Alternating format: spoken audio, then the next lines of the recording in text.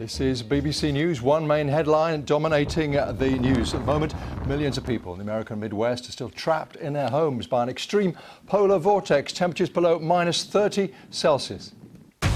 Well, Adam Emery is a photographer in Racine, Wisconsin, where it was -27 Celsius yesterday. He lives on Lake Michigan. He's been braving the cold this week to take photos of the weather. We can go live there now. Adam, we're going to look at some of your shots while we're talking. You've got Lexi and Carson with you there. Lexi and Carson, I think you've had 5 days in a row of no school because the school's closed. Is that right?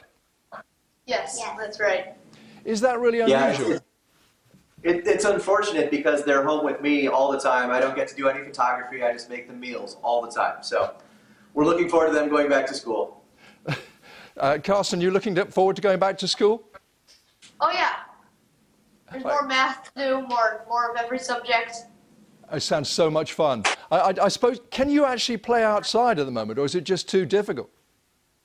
No, it's too difficult. I mean, we have to climb over a ginormous pile of snow, and then it's like 4 minutes outside, and you're like so cold. You gotta come in.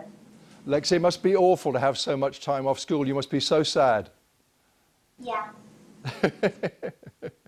Adam, can that be true?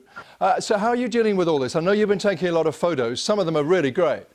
Oh, thank you. Yeah, it's been very impressive.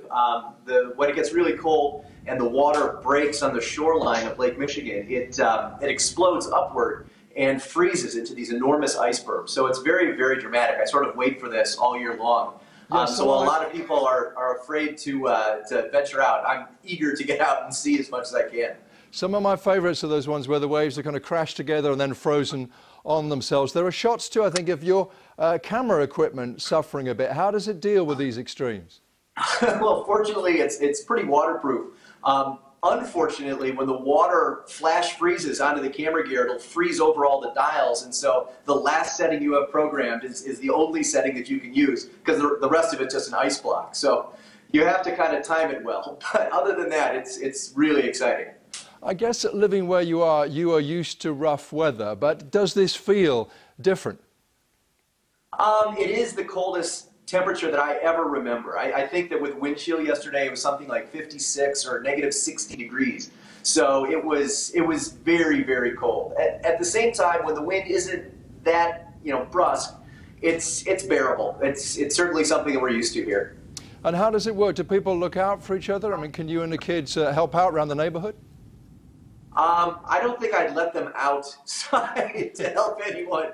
It's just too cold to go outside and see what's going on. At the same time, everything was closed. The U.S. Postal Service was closed. The schools were closed. The banks were closed. So most businesses, their employees stayed home. Nobody was even outside in the streets. It was very quiet. Well, thank you very much for talking to us.